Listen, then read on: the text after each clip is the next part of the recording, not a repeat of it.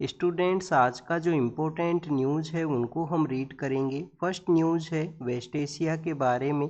Conflict को resolve करने के लिए यूएस एंड ईरान के द्वारा कुछ पॉइंट्स के ऊपर एग्री किया गया है। फर्स्ट पॉइंट ऑफ एग्रीमेंट है वो यही है कि मिलिट्री एक्शंस को नहीं कैरी आउट किया जाएगा एक दूसरे के अगेंस्ट में। वेस्ट एशिया का ये जो कन्फ्लिक्ट स्टार्ट होता है वो मिलिट्री एक्शन की वजह से ही स्टार्ट हुआ था, जब यूएस एंड इजराइल के द्वारा ईरान के वहाँ पे एक अटैक किया गया था, जिसमें ईरान के जो सुप्रीम लीडर हैं उनका डेथ हुआ था। और यूएस और इजराइल के उस अटैक को काउंटर करने के लिए ईरान के द्वारा वेस्ट एशिया के वहाँ पे सिचुएटेड यूएस के जो मिलिट्री बेसेज हैं, ऐसे कंट्री वेस्ट एशिया के जो कि यूएस को सपोर्ट प्रोवाइड करते हैं, उनको अटैक है वो किया गया था। और इजराइल के अटैक को काउंटर करने के लिए आप देखिए कि एक्सिस ऑफ रेजिस्टेंस के जो ऑर्गेनाइजेशन हैं, ऐसे कुछ ऑर्गेनाइजेशन जिनको कि ईरान अपना सपोर्ट प्रोवाइड करता है, तो उनके द्वारा आप देखिए कि इजराइल के वहाँ पे अटैक किया गया। फिर इजराइल के द्वारा लेबनान के अंदर में हजिबुल्ला को टारगेट करते हुए काउंटर अटैक है वो किया गया था।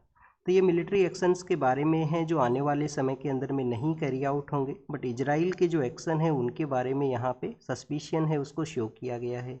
क्योंकि स्टूडेंट्स, जो वर्ल्ड का पेज है वहाँ पे आप देखिए कि इजराइल का जो अथॉरिटी है उनका स्टेटमेंट है कि वो अपना जो फोर्सेज है उसके विड्रोवल को नहीं कैरी आउट करेंगे। जो उनका फोर्सेज उन्होंने लेबनान के अंदर में हजिबुल्ला को टारगेट करने के लिए सेंड किया गया है, सीरिया जो कि उसका नाइबर कंट्री है वहाँ पे जो उन्होंने फोर्स को सेंड किया है, और गजा स्ट्रिप के वहाँ तो कंटिन्यूस उनके एक्शंस हैं, तो वहाँ से फोर्स का विड्रोवल है वो नहीं होगा। ये इजराइल का जो मिलिट्री अथॉरिटी है उनका स्टेटमेंट है।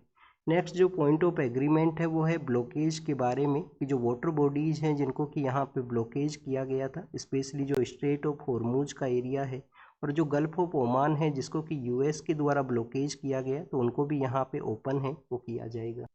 फिर जो थर्ड पॉइंट है यहाँ पे एग्रीमेंट का, वो है ईरान के न्यूक्लियर प्रोग्राम के बारे में, कि न्यूक्लियर प्रोग्राम के रिगार्डिंग में जो नेगोशिएशन है वो फ्यूचर के समय में होगा।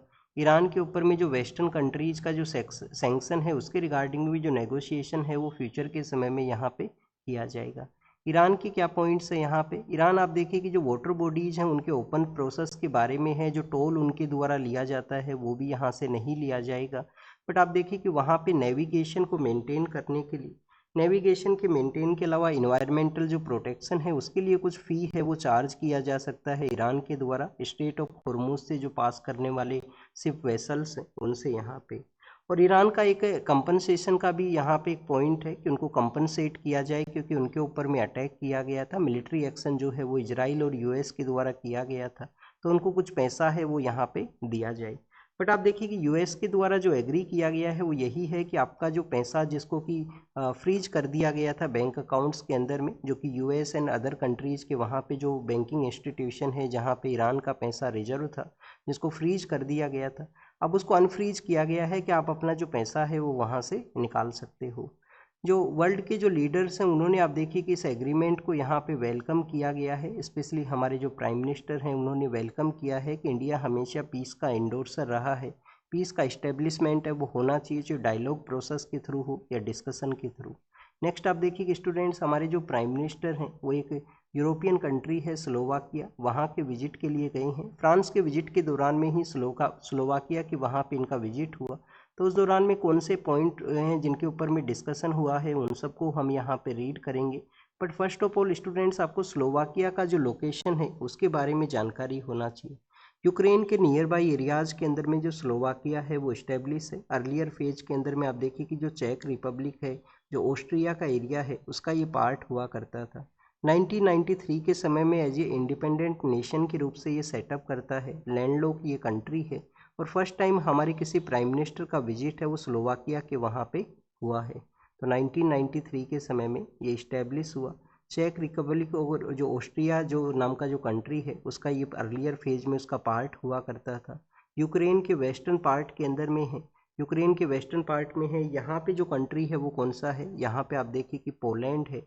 अगर हम बात करें स्लोवाकिया के वेस्टर्न पार्ट के अंदर में, तो यहाँ पे जो चेक रिपब्लिक है वो सिचुएटेड है, यहाँ पे ऑस्ट्रिया है। और सदर्न पार्ट के अंदर में जो बुडापेस्ट है, बुडापेस्ट किसका कैपिटल है? हंगरी का कैपिटल है। तो सदर्न पार्ट में हंगरी नाम का जो कंट्री है वो सिचुएटेड है। तो ये तो स्लोवाकिया का लोकेशन के बारे में देखा, कौन से पॉइंट्स के ऊपर में यहाँ पे एग्रीमेंट हुआ है इंडिया का। तो स्टूडेंट्स यूरोप के 4 कंट्रीज हैं, यूरोपियन फ्री ट्रेड एसोसिएशन, उसके अंदर में आप देखिए कि स्लोवाकिया नहीं आया करता है, बट जब से वो एग्रीमेंट हमारा साइन हुआ है, काफ़ी सारे यूरोपियन कंट्रीज़ के साथ में जो इंगेजमेंट है, जो डिप्लोमेटिक डिस्कशन है, चाहे वो ट्रेड के रिगार्डिंग में हो या अदर पॉइंट्स के ऊपर में, वो स्टार्ट हुआ है।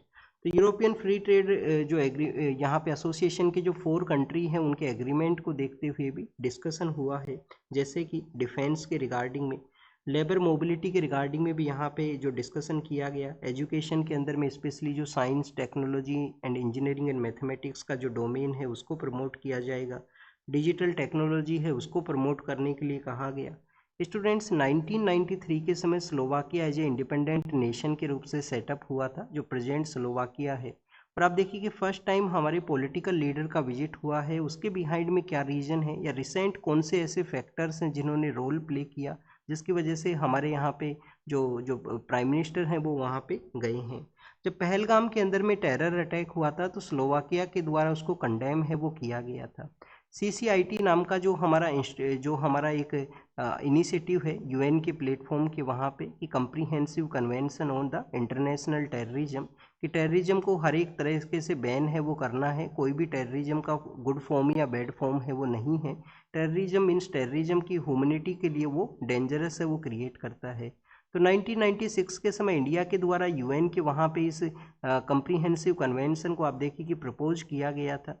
तो इंडिया का ये जो प्रपोज है उसको एंडोर्स करता है स्लोवाकिया वहाँ पे। यूएन का जो रिफॉर्म का हमारा एजेंडा है उसको भी जो सपोर्ट है वो प्रोवाइड करता है। इसके अलावा NSG जो न्यूक्लियर सप्लायर ग्रुप है उसके अंदर में इंडिया का मेंबरशिप है उसको एंडोर्स किया जाता है स्लोवाकिया के द्वारा।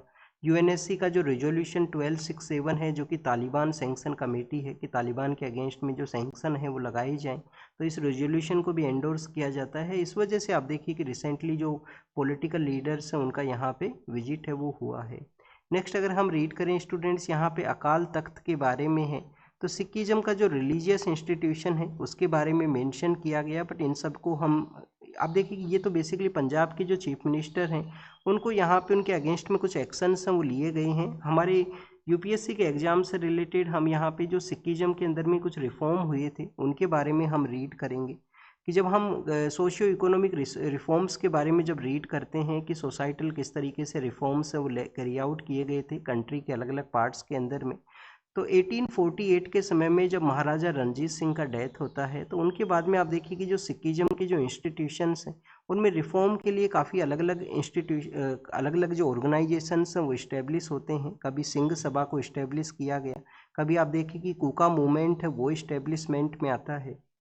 तो जो बाबा राम सिंह हैं उनका लीडरशिप के अंदर में जो कूका मूवमेंट है वो इस्टेब्लिशमेंट में आता है। कूका मूवमेंट जिसको कि नामधारी मूवमेंट के नाम से भी जानते हैं। और जो सिंह सभा है वो 1873 के समय में सेटअप किया गया था सिंह सभा, जिसके थ्रू लेटर फेज में फिर जो आप देखिए कि कुछ जो एजुकेशन इंस्टीट्यूशंस हैं उनका भी इस्टेब्लिशमेंट होता है। खालसा कॉलेज है उसका इस्टेब्लिशमेंट हुआ था। फिर एक अकाली मूवमेंट है वो भी आता है सिख रिफॉर्म मूवमेंट्स के अंदर में। अकाली मूवमेंट है जो कि 1920s के समय में आया था।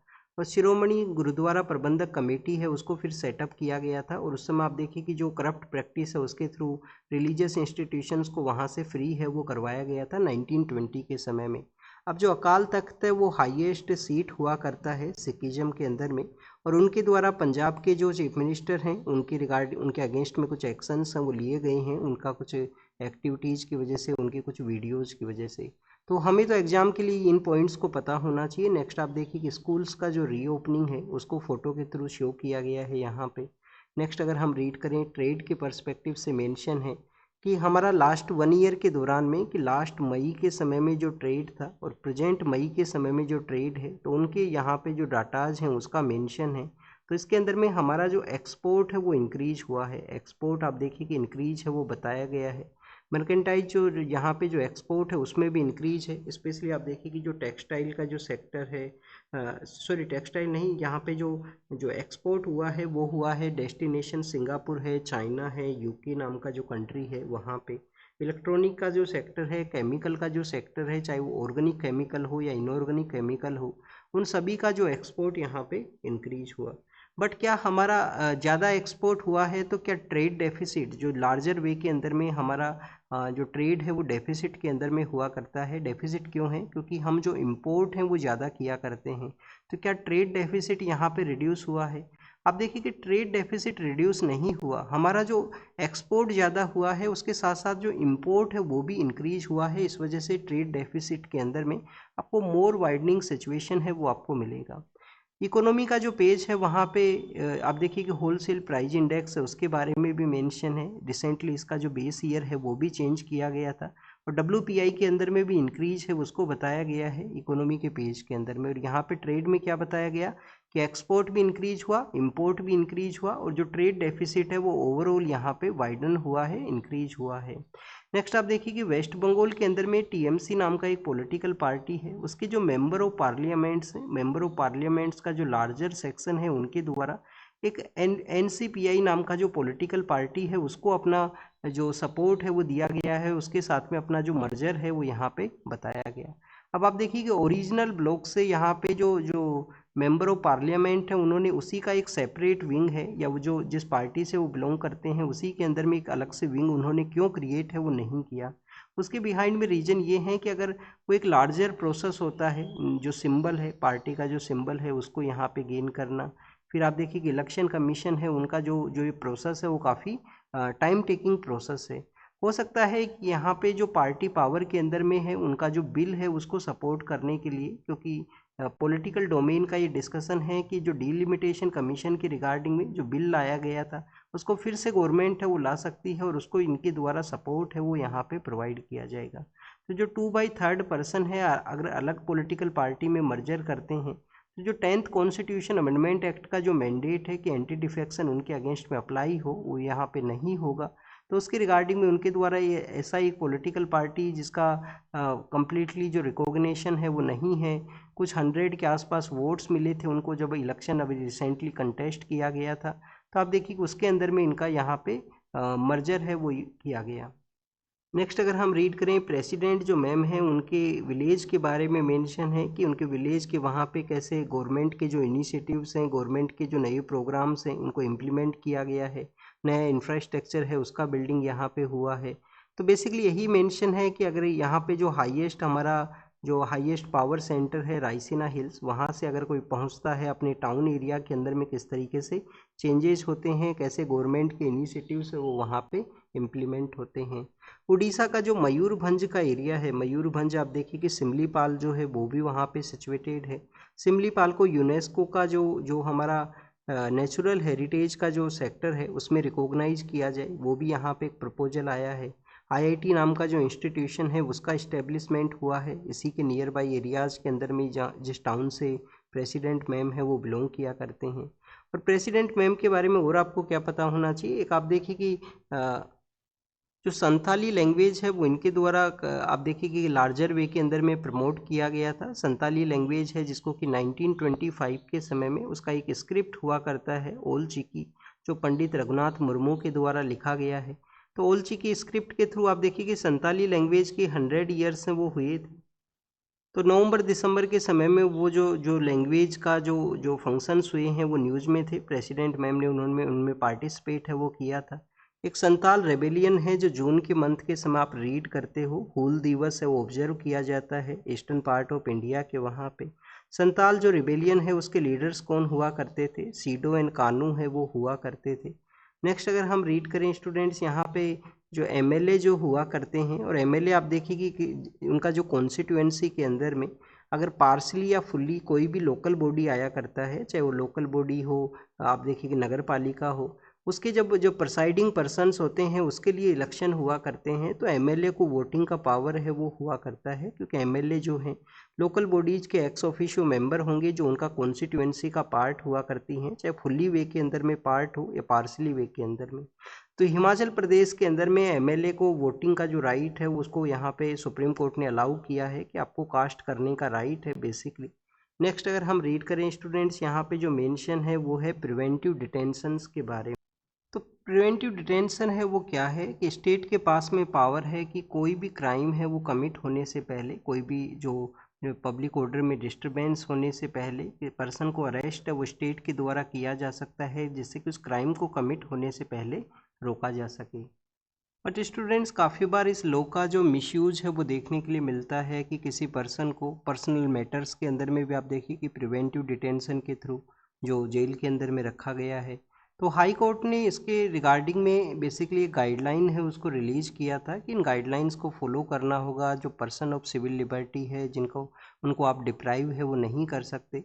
और ये जो प्रिवेंटिव डिटेंशन है कोई ऐसा इंस्ट्रूमेंट नहीं है कि आप किसी पर्सन का जो जो यहाँ पे जो सिविल लिबर्टी का जो राइट है उसको यहाँ पे आप डिप्राइव करो इसको यूज करते हुए। अब आप देखिए कि यहाँ पे अराउंड 2500 के आसपास लास्ट 1 ईयर के अंदर में कुछ ऐसे केसेस बताए गए हैं जो प्रिवेंटिव डिटेंशन को यूज किया गया जो पुलिस अथॉरिटीज़ हैं उनके द्वारा। कुछ के अंदर में तो आप देखिए कि उनको मजिस्ट्रेट के द्वारा उनको जेल के अंदर में कंटिन्यूस उनका जो स्टे है उसको वैलिड है वो दिया गया है कि उनको रखना है, सिक्योरिटी के लिए वो थ्रेट है। ऐसे ही जो लेबर का जो प्रोटेस्ट करने वाले पर्सन हैं उनकी रिगार्डिंग में भी यहाँ पे मेंशन है। एक एग्जीक्यूटिव जो मजिस्ट्रेट है स्टेट एडमिनिस्ट्रेशन का, उनका आप देखिए कि अल्टीमेट जो पर्पज़ है, अल्टीमेट ऑब्जेक्टिव है वो यही है कि पीस का इस्टेब्लिशमेंट है वो आपको करना है। तो प्रिवेंटिव डिटेंशन के अंदर में अब रिफॉर्म का ज़रूरत है उन सभी के बारे में यहाँ पे मेंशन किया गया। रिफॉर्म का ज़रूरत क्यों है? क्योंकि इसका जो एज ए इंस्ट्रूमेंट के रूप से यूज़ होने लगा है जिससे कि लोगों का सिविल लिबर्टी है उसका जो सिविल लिबर्टीज़ है उसका डिनाई आपको मिलेगा। तो चेंजेस के बारे में यहाँ पे बताया गया। जो नेक्स्ट न्यूज़ है वो है बेसिकली इंडिया और फ्रांस के बारे में। इंडिया और फ्रांस के बारे में डिस्कशन ये है कि हमारे जो प्राइम मिनिस्टर वहाँ के विजिट के लिए गए हैं, फ्रांस के जो लीडर हैं उनके साथ में हमारा डिस्कशन भी हुआ है। कैसे हमने इकोनॉमिकल पर्सपेक्टिव से जो नया रिलेशन में एडवांसमेंट है उसके बारे में एग्री किया गया। फिर अब G7 का मीटिंग में प्राइम मिनिस्टर पार्टिसिपेट करेंगे। तो अगर हम बोथ कंट्रीज़ के बिटवीन में जो डिप्लोमेटिक पार्टनरशिप है उसके बारे में देखें तो आप देखिए कि स्पेशल ग्लोबल स्ट्रेटजिक पार्टनरशिप है वो एग्जिस्ट करती है जिसमें डिफेंस का भी एरिया है, न्यूक्लियर का भी एरिया है, स्पेस का भी एरिया है, इन सभी को कवर है वो किया गया है। आर्टिफिशियल इंटेलिजेंस, साइबर स्पेस, इन सब के अंदर में भी कोऑपरेशन है वो किया जाए बोथ कंट्रीज़ के द्वारा, तो उसको भी यहाँ पे एग्री है वो किया गया है। तो जो पिलर ऑफ जो फ्रेंडशिप है, जो पिलर ऑफ डिस्कशन है वो हमारा यहाँ पे लार्जर वे के अंदर में है। New pillar of friendship emerge हुआ है इंडिया और फ्रांस के बिटवीन के अंदर में, जिसमें टेक्नोलॉजी का जो ट्रांसफ़र है वो एक रीजन बताया गया। और इनोवेटिव आप देखिए कि जो इनोवेटिव जो भारत इनोवेशन समिट में जो पार्टिसिपेट किया गया है कि कैसे बोथ जब कंट्रीज कोऑपरेट करें तो इनोवेटिव जो नए एरियाज़ हैं उनके अंदर में भी एक दूसरे का कोऑपरेशन है वो यहाँ पे रहे। डिफेंस, स्पेस और अफ्रीका के रिगार्डिंग में भी है यहाँ पे एक पॉइंट। इंडिया अफ्रीका का फोरम समिट होने वाला था इबोला क्राइसिस की वजह से जिसको पोस्टपोन्ड किया गया। तो इंडिया और फ्रांस मिलके जो जो अफ्रीका के वहाँ पे आप देखिए कि न्यू काइंड ऑफ जो एग्रीमेंट्स हैं, न्यू काइंड ऑफ प्रोजेक्ट्स हैं उनको कैरी आउट कर सकते हैं। ग्लोबल साउथ का जो वॉइस है उसको हम रेज कर सकते हैं। और एक D10 डिबेट का भी पॉइंट यहाँ पे है। D10 क्या है कि कुछ 10 के आसपास ऐसे कंट्री जो कि डेमोक्रेसी को प्रमोट करते हैं और उन 10 मेजर डेमोक्रेसीज के द्वारा आप देखिए कि जो डिसीजन ये लिया गया है कि अनसर्टेन जो ग्लोबल ऑर्डर है उस अनसर्टेनिटी के रिगार्डिंग में बेसिकली यहाँ पे अनसर्टेनिटी है उसको एंड करना है। स्पेशली US के जो लीडर हैं उनके जिस तरीके से डिसीजंस लिए जाते हैं और अनसर्टेनिटी उनके द्वारा जो क्रिएट की जाती है, तो जो ग्लोबल 10 डेमोक्रेसीज हैं उनका जो D10 का यहाँ पे ग्रुप है उसको G7 को D10 के रूप से ट्रांसफॉर्म किया जाए, उसके बारे में भी यहाँ पे जो डिस्कशन है वो रहेगा। तो एक जो पॉइंट ऑफ जो एक्शन है फ्रांस विजिट के दौरान में वो ये भी यहाँ पे हो सकता है। नेक्स्ट अगर हम रीड करें स्टूडेंट्स यहाँ पे माइग्रेंट जो पर्सन है उनके बारे में है कि यूनाइटेड नेशन का जो हाई कमिश्नर फॉर रिफ्यूजी है, United nation high commissioner for refugee है, उनका एक रिपोर्ट आया है।